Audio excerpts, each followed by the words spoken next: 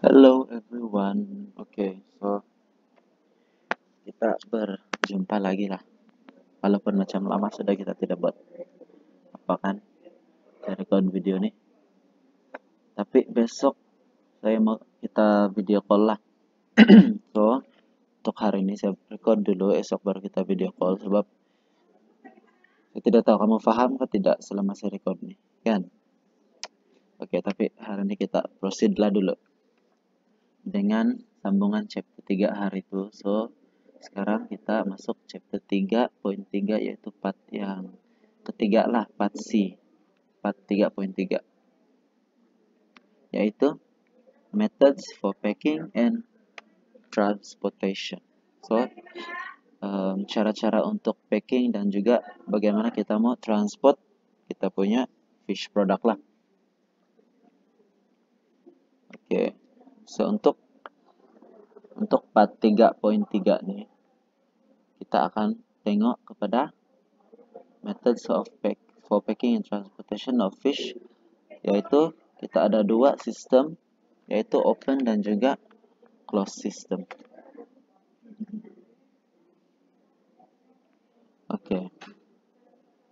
So tujuan kita mau transport ikan adalah untuk, kalau kamu nampak di sini, untuk breeding purpose, untuk kita mau buat anak benih ikan tuh, benih ikan, and then untuk stocking kepada nursery pond, kolam nursery kita buat stocking, dan juga yang ketiga of course kita mau jual, pergi pasar kah, pergi mana-mana lah, tapi untuk tujuan jual lah.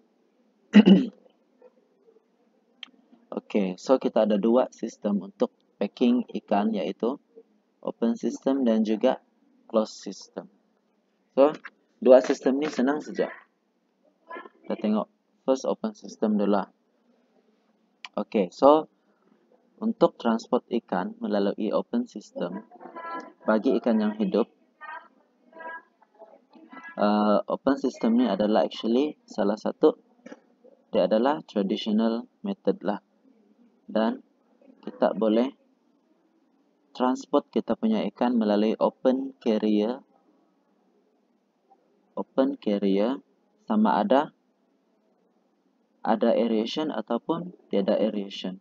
Meaning open carrier ini kita transport dalam tangki yang terbuka saja, yang tidak perlu kita tutup, tidak perlu kita seal, tapi kita boleh letak oksigen ataupun tanpa oksigen, bergantung kepada spesies ikan lah. Kalau ikan tuh macam jenis yang tidak memerlukan oksigen sangat, dan dalam tangki kita tuh ada sedikit ikan sahaja dan tidak perlu letak aeration pun boleh. So dalam open system ini, dissolved oxygen kita boleh dapat daripada splashing of water during movement. So that's why dia bagi tahu sini tidak perlu aeration pun boleh, sebab semasa truck itu berjalan, semasa lori itu berjalan, mesti air itu akan splashing kan. So daripada splashing of water itu akan create oxygen lah, dissolve oxygen di dalam tangki kita. Di dalam tangki di mana tempat kamu transport ikan tuh. And then poin yang keempat nih, jumlah ikan bergantung kepada jarak perjalanan, suhu air, size, dan juga jenis ikan lah.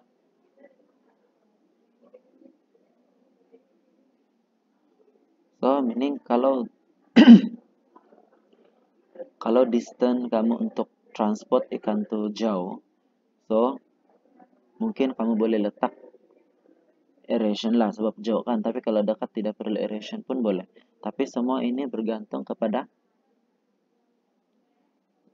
kita mau guna open system nih, kita kena tengok kepada jarak perjalanan, suhu air, dan size dan juga jenis ikan lah. Ini kalau untuk yang ikan hidup, live fish. So kalau untuk ikan yang frozen, macam mana kamu mau transport adalah dia punya ratio adalah 1:2. 1:2, dimana 1 kilogram adalah ais dan juga 2 kilogram adalah ikan. So, kalau kamu mau transport 2 kilogram ikan, so kamu kena cover ikan tuh dengan 1 kilogram ais lah. Itu dia punya ratio. So, macam mana kamu mau transport ikan yang frozen, ikan yang dibekukan adalah kita boleh guna truk yang refrigerated lah. Ya, macam truk yang menjual ais itu selalu refrigerated truck. Ataupun kalau tidak mau guna refrigerated truck, kita boleh guna yang inilah. Kita boleh packing dia dengan ais. 1 kilo ais, 2 kilo ikan. So, itu saja. So, beginilah bentuk refrigerated truck. So, semua ini ada dia punya ais-ais dia sendirilah, pembeku dia macam peti sejuk lah. Setiap satu ini kira macam peti sejuk. Tapi dia di dalam truk. Oke, so tadi open system. So, sekarang kita tengok pula closed system. So, closed system adalah modern transporting system. Tadi open system adalah traditional method kan, tapi kalau closed dia adalah modern.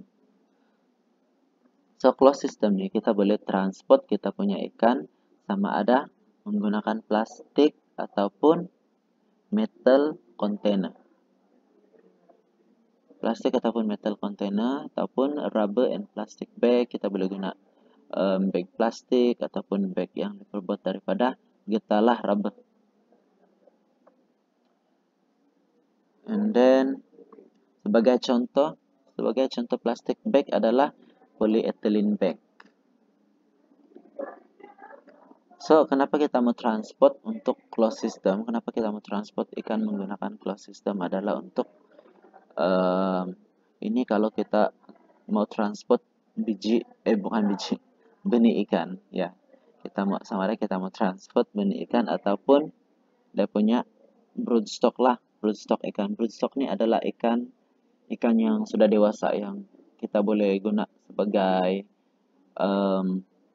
parents kepada pembenihan ikan, begitu.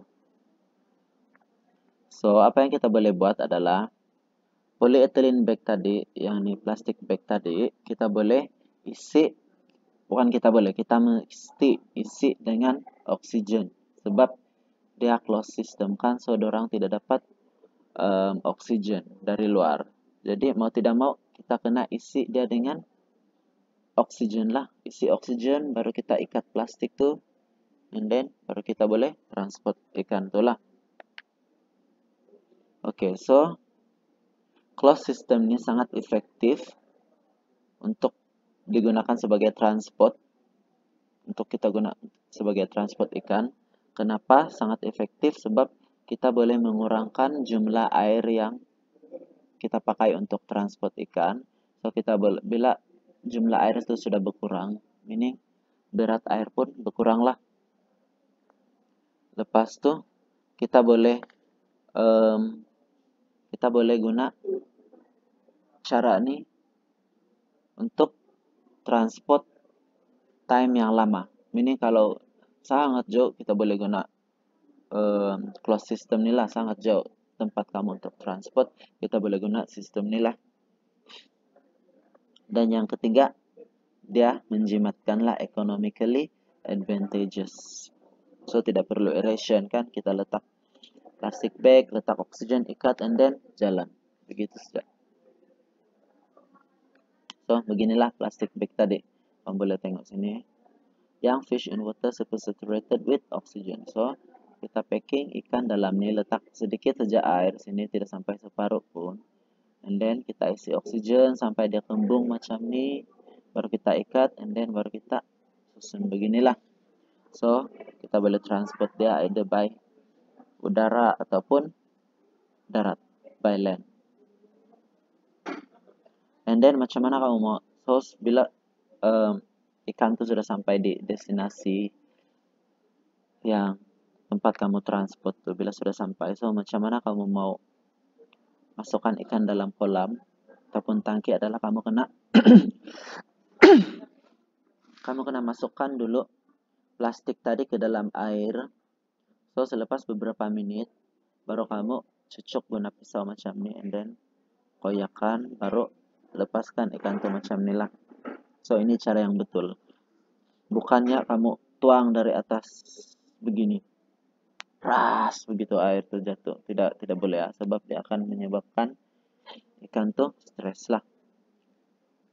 Oke, so itu saja untuk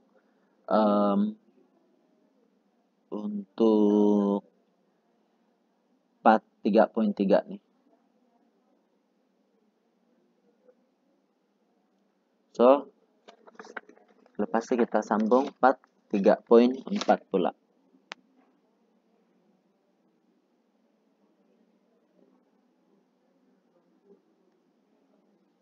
So esok baru kita sambung 3.4 lah, sebab 3.4 nih kira panjang. So untuk part 3.3 nih ini saja dulu sebagai hari ini. So esok baru kita sambunglah untuk 3.4, tetapi kita buat secara video call lah, kita buat secara Google Meet. Sebab mungkin ini susah sedikit lah mau paham dan panjang. Saya takut kamu tidak paham. Tapi apapun, bila kamu sudah balik pulih nanti, mungkin kita boleh ulang balik lah mana part-part yang kamu tidak paham. Oke? So, itu saja untuk kelas hari ini. Thank you and see you again.